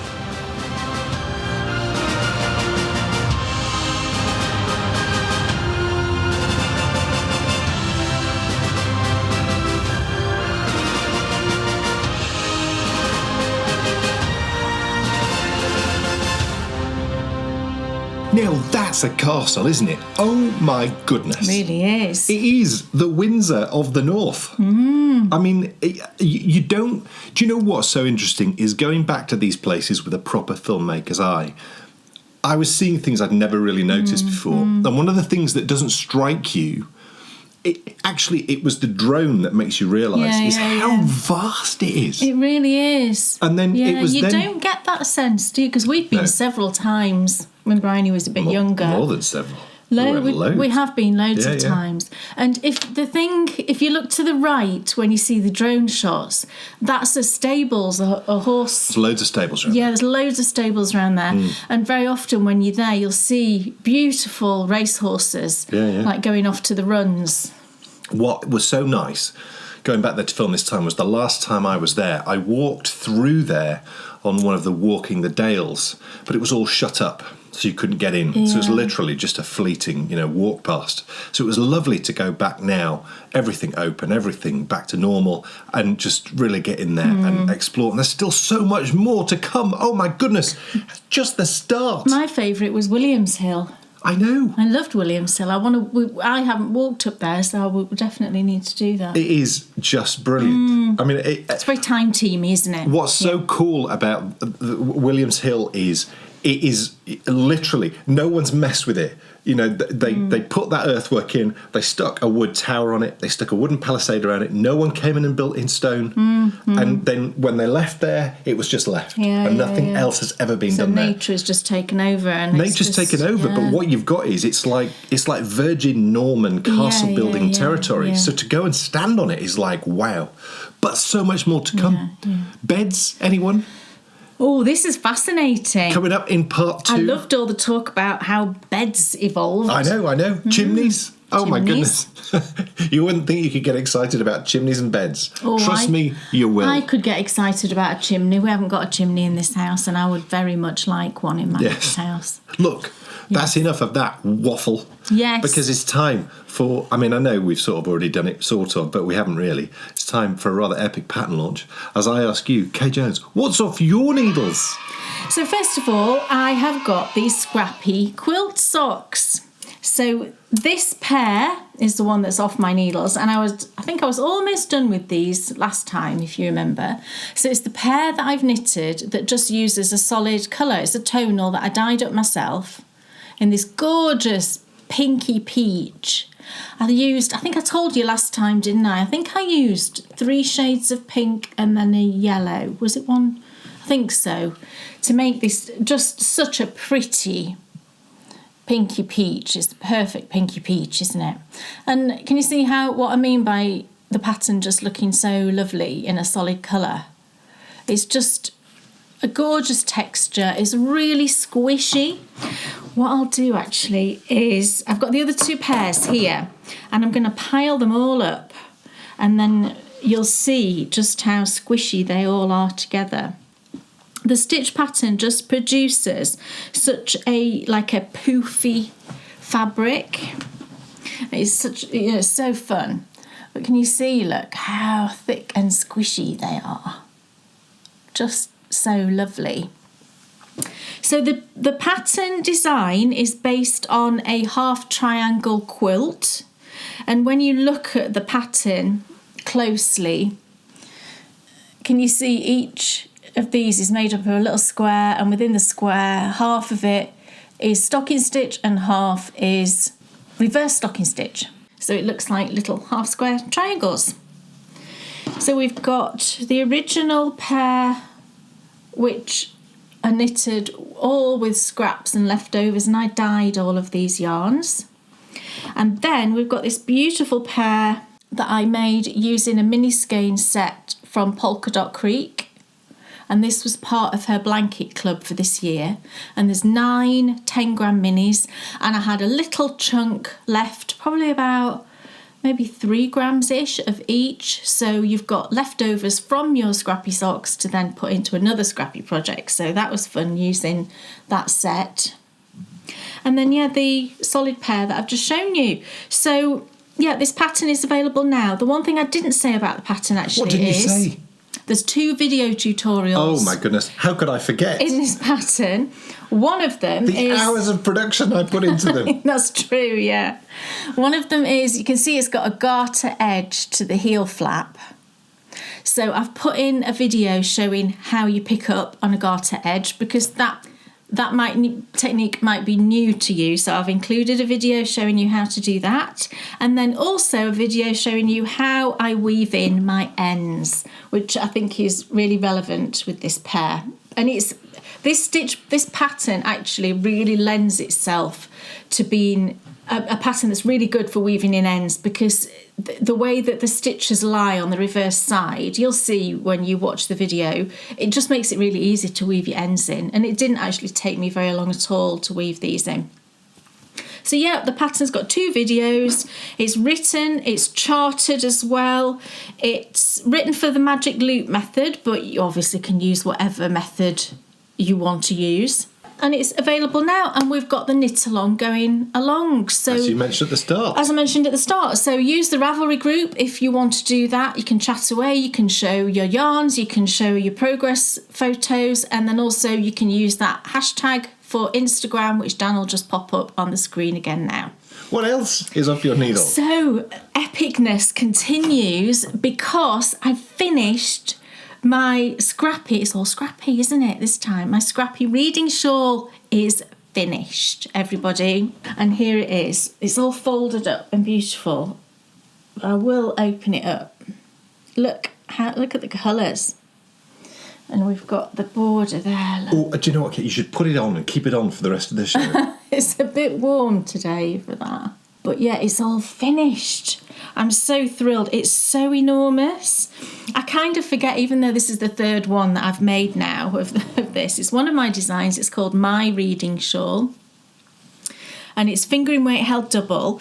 And it is huge. And, you know, 3rd time knitting it, and I still forgot how huge it was. But that's the whole point. Because this is half the length, half the sort of wingspan. This is designed to be, as the name suggests, a reading shawl. So you wrap it around yourself and you get snuggled up. Oh, look how lovely it is. You get snuggled up in it and you get your book. And I happen to have a book here. Only one of them? Only one. The other one's not arrived yet. Ugh. Yeah, so you get snuggled up and you hunker down and you read a book. So this is a gift for a friend, and I wanted to include 2 books, one from that I chose of a favourite and one that Dan chose. And Dan's hasn't arrived yet because they've reprinted it. The one that Dan chose is the one that's just been made into, is it a movie or a series? It's a series. The Shard Lake series, Yeah. which is by... It's by CJ Sansom. Yeah. So I've got, you wanted the first of that. Yeah, so Dissolution. I've got Dissolution. Yeah. So I've ordered that, but it doesn't come out in paperback till the 9th, which is tomorrow, so I'll get it tomorrow. But they've reprinted it with, you know how when they make things into series, they put like a little thing on the front of the book. So I had to wait a couple of days, but that's fine. And the one I chose is this one. And I read this recently and absolutely loved it.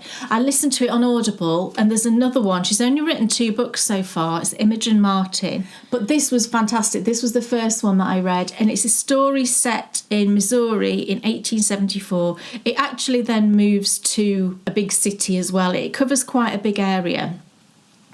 And it's a story of these two girls who run a farm, and, you know, just what happens to them. Things happen, and, you know, I won't go into it, but it's fantastic. And like I say, I listened to it on Audible and absolutely loved it on Audible. The narrator was really great. So I thought I'd get the hard copy for my friend. Now, the only thing with this hard copy is it's one of these again. And this is the same as the Blackbird book, which I did for Yarny Book Club, you know, one for a blackbird, one for a crow. And I said within that video that I didn't like the binding. This is the same publisher. It's Storm Publishing, which I think is part of Amazon. It is, yeah. And it does say here, printed in Great Britain by Amazon. So the binding is rubbish. Can you see this is just the quality of the binding itself? It's got like a ripple too. I've had this flattened under a heavy book overnight just to try, and it had like a really bad ripple running through the book. And the other one was the same, the Blackbird book. It feels like it's a really cheap binding, which is such a shame when it's going to be a gift. So I'm gonna put a note on it and say to my friend, I'm really sorry about the rubbish binding on this, but the book is fantastic. The quality of the paper inside is perfectly fine. So it puzzles me as to why they've put this horrible, cheap binding on. It's lovely, though. It's a fantastic book. If you haven't read this, I would really recommend it. And yeah, I think my friend will love it. And yeah, I hope she loves her Colours are reading amazing. shawl as well. Looks beautiful. It's pretty, isn't it? I wanted it to just be fun and bright and Vivid. uplifting. Yeah. Yeah. Perfect. So that's all done. Wonderful. Yay. Oh my goodness, it's time to return to Midlam to finish off the story of the Forgotten King. And there's still so much to come. Oh yes. Yes. Like we said before, beds and chimneys, but also Edward's decisions, just spectacular. Moving Parliament Yes. to Westminster. I know. I mean, just amazing. Yep, So many yep. things. Anyway, let's talk more action as we return to England, a castle nation.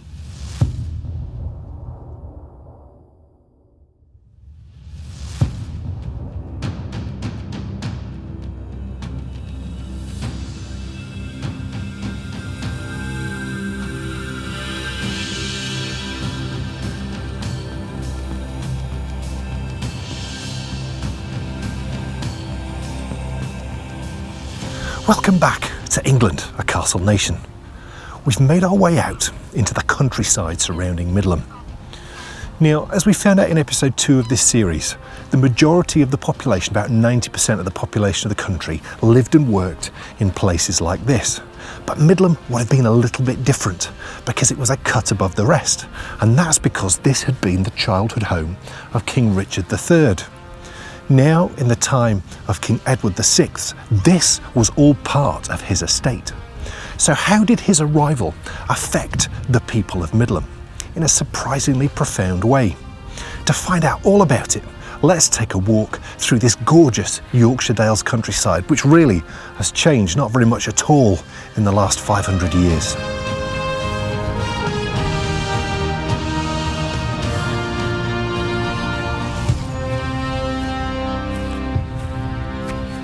Last time, we found out in Tudor England religion lay at the heart of every community. That religion was, of course, the new Church of England. Whilst King Edward's father had founded it, Edward would now completely shape its future. Many ceremonies that remain with us today were laid down in this period. Marriage, for example, saw us leave behind the medieval promise from the wife to be bonny and buxom in bed and at board, to both partners now promising to love, honour and obey. This was the moment too that saw all marriage ceremonies feature the words for better, for worse, richer, for poorer, in sickness and in health.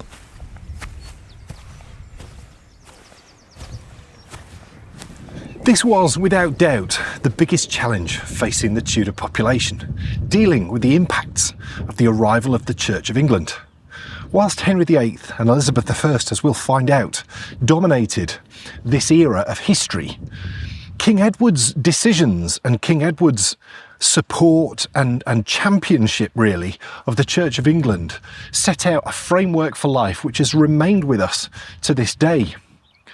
With his uncle, his Lord Protector at his side, they set about sweeping away all the last vestiges of the old ways. And that was because King Henry VIII had sort of stubbornly clung on to all the things that he still liked. For example, rosary beads were now completely banned. It's sort of crazy when you think about it, because they're two sides of the same coin. But for some reason, these two sides of Christianity just wanted to push each other further and further apart.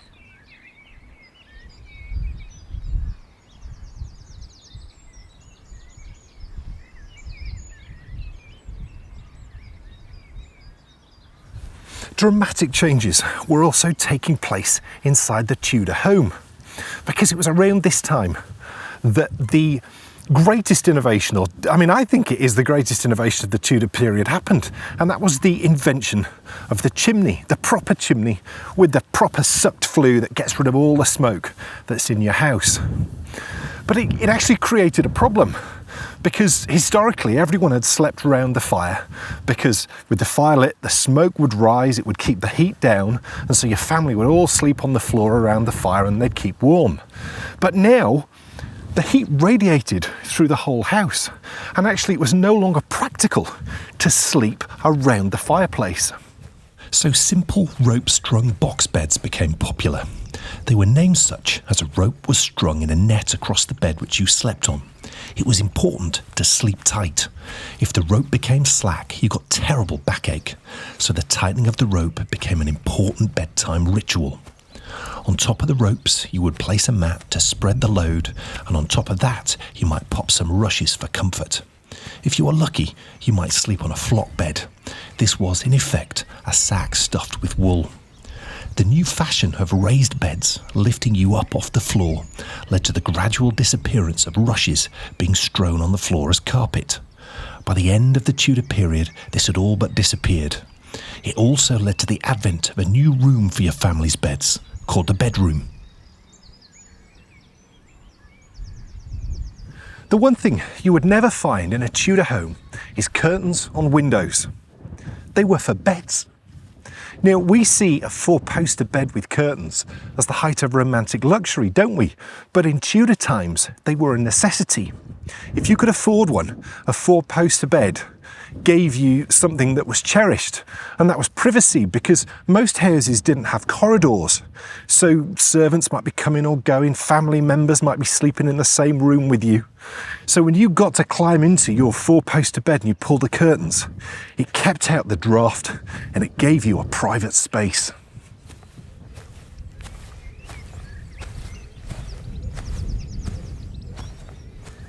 It's fair to say the people of Tudor England were living through the birth of the world that you and I know today. But all was not well with the country. Whilst England had a new king, they also had a Lord Protector. And in the corridors of power, rebellion was brewing.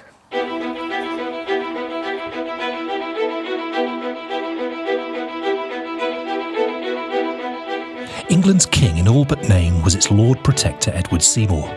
By his side stood his younger brother Thomas, but little did Edward know that Thomas was seething with resentment for his success.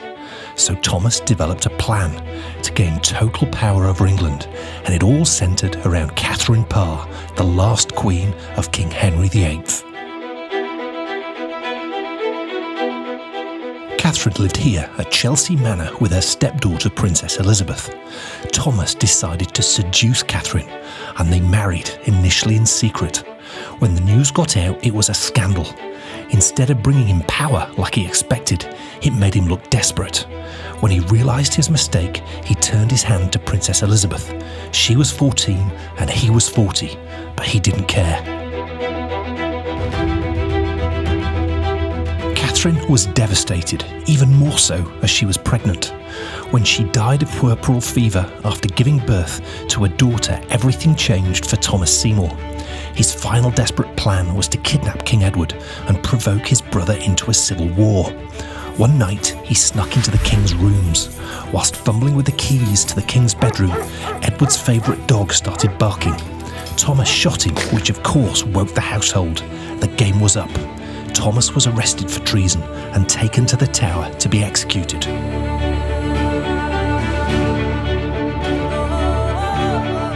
His death warrant was signed by the Lord Protector, his own elder brother.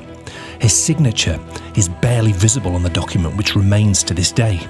Edward Seymour was obviously distraught at the duty put on him to protect the king. The damage one Seymour brother had caused completely ruined the reputation of the other. A villain, it seems, was working in the wings. His name was Lord Dudley, and he'd been pouring fuel on the flames of the Seymour brothers' relationship in the hope of bringing them down. Just 18 months after the death of Henry VIII, it seemed England had changed very little at all.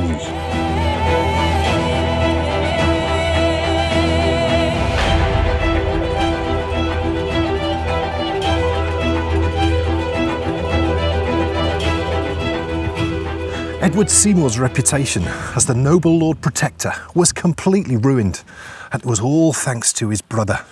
But he didn't help himself either.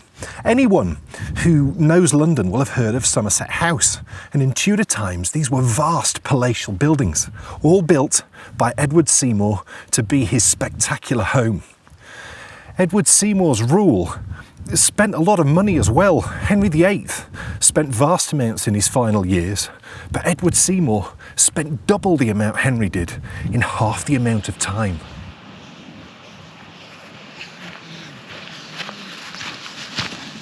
Into this turmoil dropped a new prayer book. Whilst it was much more respectful to the old ways than you would have thought, it did indeed wipe away the last vestments of the Catholic Church. Gone was the Mass, and in came the Eucharist in its place. Its release sparked a rebellion. One of the biggest took place in Norwich, led by a man called Robert Kett. This was eventually put down by Lord Dudley, the villain who had turned the Seymour brothers against each other. His actions seem noble until you discover Robert Kett and Lord Dudley knew each other well. It seems the rebellion was being stoked up by a man who had grander aspirations than everyone.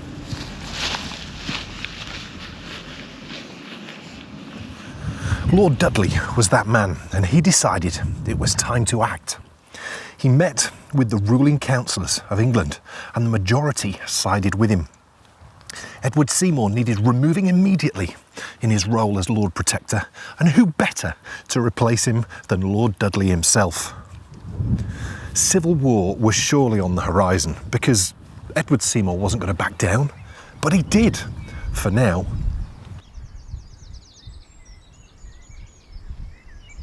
Whilst a new man now held supreme power at court, Edward Seymour was restored to a position on the King's Council by summer 1550.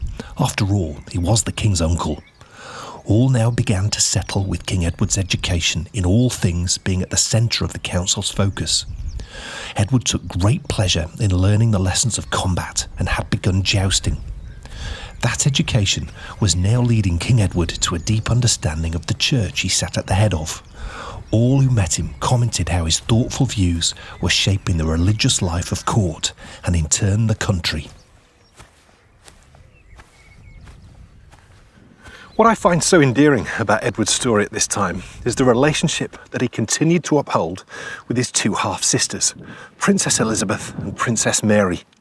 Princess Elizabeth even gave him a shirt that she'd made herself once as a gift. What a marvellous gift that must have been to receive. It is, though, Mary that he loved the most, and we know that because a letter remains to this day that Edward wrote to Mary that states exactly that. There was, though, one thing which was coming between King Edward and Princess Mary. Because Princess Mary had been brought up a Catholic. Initially, all Mary wanted was to be able to follow her religion in whatever way she chose. She fully accepted the direction her father and her brother had taken the country, and so long as her wishes were accepted, she was content. The problem was, Mary kept celebrating the old Catholic ways with as much pomp and circumstance as she could muster. So Edward wrote personally to Mary, telling her that the moment had come for her to start listening and abiding to the laws of the land. Mary was stunned. She wrote back very humbly, asking Edward to wait until he was riper in years before he made up his mind about religion. What Mary didn't realise was Edward had already, and no one was going to change his mind.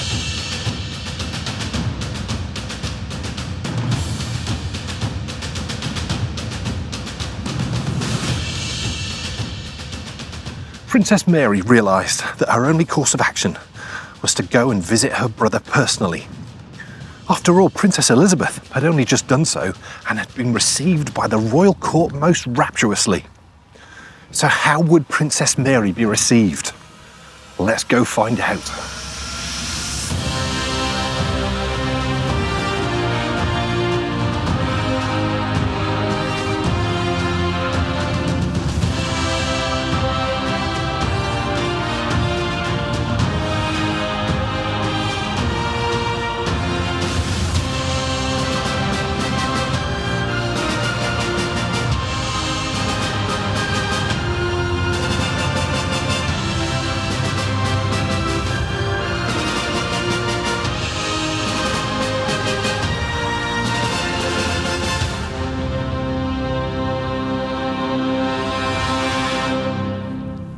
As Princess Mary arrived at court, only one member of the royal household was there to meet her.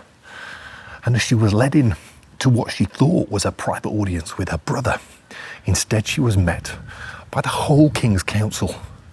The King had decided that Mary not supporting the ways of the Church of England was a direct challenge to his supremacy, and he told her in no uncertain terms that from now on she was going to have to leave behind the old Catholic ways and instead support the ways of the Church of England. Mary retired from court, chastised and devastated. When her cousin heard of her plight, he was enraged, and that caused a problem because he was a man of considerable power. Pretty much the largest nation in this period was the Holy Roman Empire. It encompassed all of what would become Germany, Holland, much of Italy, Austria, and so much more. Its capital was here in Vienna, and its ruler was Mary's cousin. When he heard she'd been banned from hearing Mass, he threatened invasion. England's ruling council was terrified, and they set about trying to persuade their young king to change his mind. Now you have to bear in mind that King Edward was just 12 years old. Can you imagine the pressure that he was under? But he did not budge an inch. And thankfully, it was all a bluff anyway. Charles did not have the capacity for a costly war with England. Edward was certainly finding his footing as king, but the problems kept on coming. Edward Seymour had switched sides. His intention was to garner support from the Catholics, win back his position as Lord Protector, then arrange for Princess Mary to become Queen. The plan swung into action around May Day in 1551. To succeed in toppling King Edward, the rebels would need to take out the Lord Protector, Dudley. Their assassination attempt failed. Their assassin thwarted and left running away from Dudley's house with his sword still drawn. The country was on the brink. The Venetian ambassador in a letter home wrote, "Everything is going from bad to worse. The only thing positive was the reputation of King Edward, who was of good disposition and becoming stature." That stature led Edward through a crisis beyond his years, and the people around him were just stunned at his abilities to lead a country. That's really because many of his virtues, many of the things he believed in, are still sort of extolled by certain politicians that you hear today. Things like young people should be offered an education, apprenticeships should be given where appropriate, and anyone who leads the country astray should be punished. These were absolutely the values that would lead to a successful Tudor England, and if only Henry VIII, his father, had thought this way. There was, though, one problem causing Edward an awful lot of concern, and that was what to do with his one remaining uncle.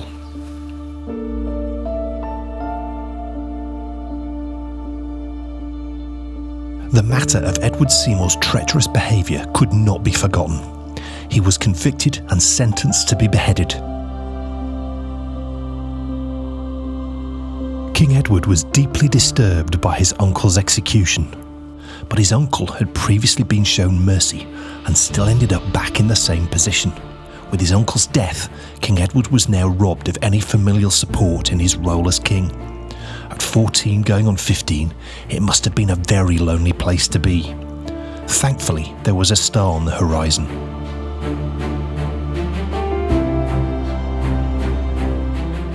King Edward had become engaged to the daughter of the King of France.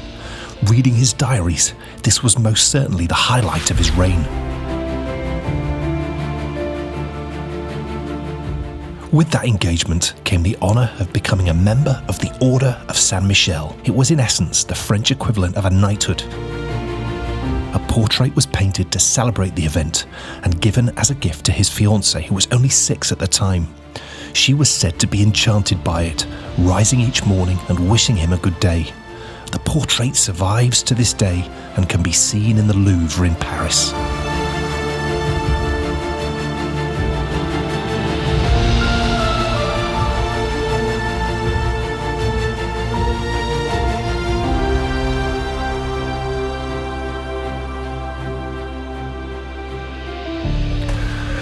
Reading King Edward's diaries from this time is absolutely fascinating. This is a boy about to become a man. He's on the brink of taking power and he knows it. And the job he's been doing so far has been pretty spectacular, certainly according to all the people around him. Now, he met with a physician about this time and he described him of middling height. He had grey eyes, he was decorous and incredibly handsome. Edward's decisions were also starting to have a profound effect on the country. He decided the king's court shouldn't move from palace to palace, but be situated in one place. So they moved into the Palace of Westminster. This became the official seat of government, and it has remained there to this day. Edward had also overseen the repayment of most of his father's foreign debts, £25 million in today's money. Relations also had been restored with Princess Mary, who visited court in February 1553 to a rapturous welcome. But there was a problem. Edward had taken ill with a cough, and at the time was bedridden.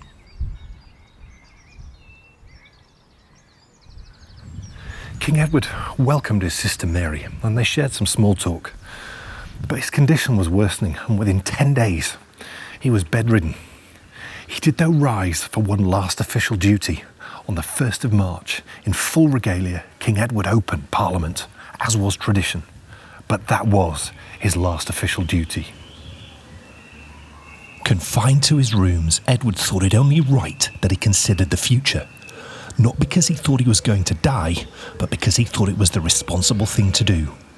So he started work on a document that would disinherit his sisters, his family, to ensure that whoever succeeded him would continue the work he'd started with the Church of England. It's clear he expected to survive his illness, as within the document it considered the possibility of him marrying and having children. As summer dawned in 1553, King Edward's cough got worse and worse. His situation was most certainly grave. His feet were terribly swollen and his doctors gave him 3 months to live.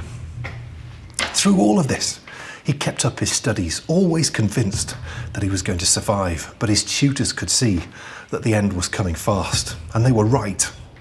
King Edward died on the 6th of July in 1553. Quite the fate for a boy of 15. Now, doctors at the time couldn't really tell what had killed King Edward, but today we know, through looking at the remaining documentation, that what had killed King Edward was tuberculosis.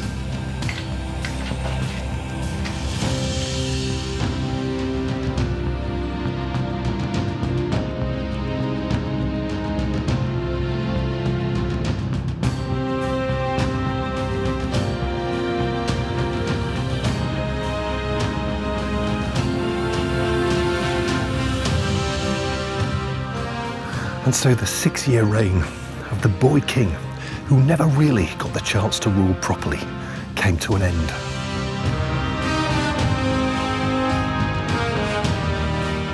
Whilst he laid down the foundations of the Church of England and settled Parliament in a place they would never move from again,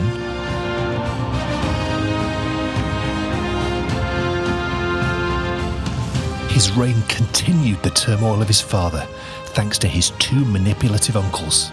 And worst of all, he'd left the country without a clear successor.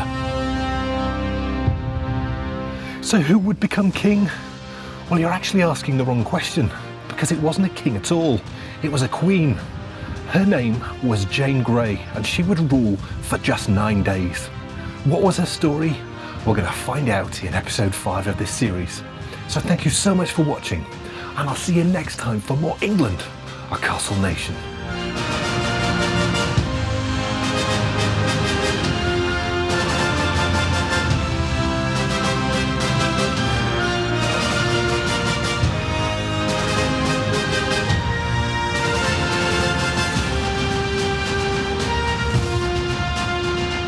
What an episode! And what a king! Amazing. So many of his sort of thing. I mean, a legacy, an absolute legacy. You know, decisions in the Church of England with, you know, love, honour and obey, Bonnie and Buxom in bed. I mean, just amazing. But also Times then, have changed, haven't they? I know. But then, you know, to think about beds, sleep tight. Do you remember what came next? No, what was it? Sleep tight, mind the bed bugs don't bite. Oh, right, yes. Well, of course there'd have been bed bugs Yes. because when they first started, they were sleeping on rushes still. On the floor. No, they brought the rushes when they first started using those box beds. Mat, rushes, sleep, blanket, and so there would have been bed bugs.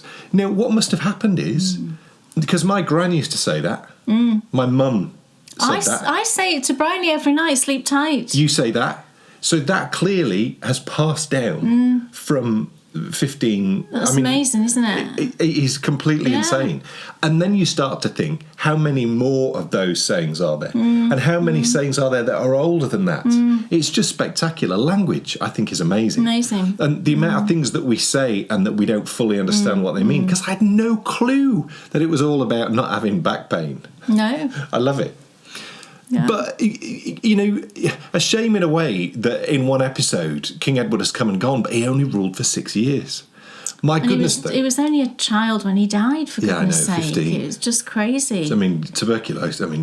Yeah, I mean, I knew when you were... I didn't know how he died, but Yeah. when you started saying to me, not on the screen, when you Yeah. started saying, started coughing, I'm like, It's not good. We know what that is. Not good at all. Yeah. But look... Now it starts to get really exciting because now we start to get into the ladies. Oh, It's time for lots of queens. oh, fun! Wow, I mean, just brilliant. I know. So Yes. the next episode it's just going to be stupendous because 2 queens in one episode, 2 for 1. 2 for 1. Not bad, eh? Did one of them not reign for very long? Yeah, 9 days. I mentioned her at the end of that episode. You did. Jane Grey. Yes, that's Yes. not very long at all. No, it's not. And her story is a fascinating one. But then we're into the first sort of proper Tudor queen, who wasn't very well liked at all. Oh, really? But we'll find out all about that next time. Because next time, yes, the wait is over. Thank you for all your messages saying how much you love it. The Yarny Book Club is back, baby. Yes. It's going to Back be next time. stupendous. Looking forward to it already. Yeah. Right now, though, it's time for the Endy Bits. Endy Bits. Did you see our last patron-only show? Did you? We mentioned it earlier on in the show because, yes, we were talking about the scrappy quilt socks. Yeah. But also, we went into deep detail on this year's Summer of Stitching. We did. Are you ready for a Jane Austen-themed Summer of Stitching? Yeah. We talked about the 3 courses, slow stitching, bag making and mitten making. Yes. And the fun begins on the 4th of June. It does. Although it's actually going to be before that because on our Patreon-only show this month, that's on the 26th of May, we'll be sort of delving in a little bit more and, you know, getting the Summer of Stitching fun started. And I'm going to, on that pop show, I'll be Yes. showing everybody the bag that Yes. we're going to be making. So the bag incorporates some slow stitching initially. Inspired by Jane Austen's quilt. By Jane Austen's coverlet that Yes. she made. And then we take that slow stitching piece and make it into a project bag. Drawstring project bag, because that replicates the sort of reticules that they used back then. Beautiful. And then that project bag can be used to house the mitts, which we are going to create as the knitted item, which is also inspired by Jane Austen and some of her characters that she wrote. And that's available to silver. Well, no, actually, the first course, the slow stitching, is available to bronze, all patrons. Yeah. And then the courses after that, the bag making and the mitten making, is available like normal to silver, gold, and platinum patrons. And silver is just $5 a month. Yes. We've never increased our prices, have we? No. From starting, 9 years ago? Correct. We've never put them up, so, No. yeah. So yes, it's going to be the best summer of stitching ever. We're just like beyond excited. Really fun, Filming has already begun. It has. It's going to be continuing next week. Yep. Very exciting. Now, anniversary. Oh yes, special pattern. Yeah. But also, we're coming up on our 50th issue of Knitability. We are. Can you believe it? So Yes. it'll be coming out in the next few weeks, but it's going to be just amazing because huge special guests. Yes. A celebration recipe from Kay. me. Oh yes. It's a classic favourite English recipe. Oh yes. Yeah. Yes. So plus all the usual. So articles from patrons and the interview with makers and amazing. So don't miss our absolutely sort of bumper. I know that our Knitability editor Jen is really going to town on this one, so really looking forward to this upcoming issue of Knitability. So I mean, it's amazing how it's fallen. Not planned. No. Episode 250, 10-year anniversary. Episode 50 of Knitability. Edition. Edition. Thank you very much. Yeah. Yes, edition. I think that's the word. That told me. Look, that's enough waffle. I'm checking my...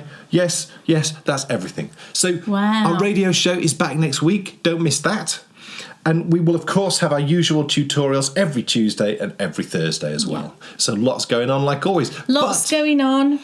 It's sort of... Weather's warmer. Really strange now to be, like, saying goodbye. All our plants are growing. I know. And including, because we planted a flower border last year, only last August, wasn't it? And we thought the verbena hadn't made it through the winter. Oh no, started to grow. I always had faith. Started to grow. So, it lives. Folks, thank you so much for watching.